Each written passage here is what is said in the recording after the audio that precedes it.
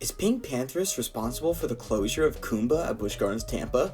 Well, let's look at the evidence. On April 25th, 2025, PinkPantheress dropped Stateside. Weirdly enough, this song was released while Kumba was standing but not operating. Coincidence? I think not.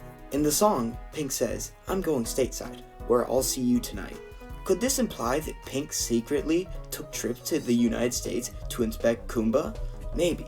What's really concerning is that Pink also has a song called Illegal, where she asks, "Is this illegal?" What illegal activity could she possibly be talking about, you may ask? Well, I have reason to believe that PinkPantheress was sabotaging Kumba in order to shorten its service life so she could buy the coaster and rebuild it in her backyard. Sabotaging a roller coaster is illegal.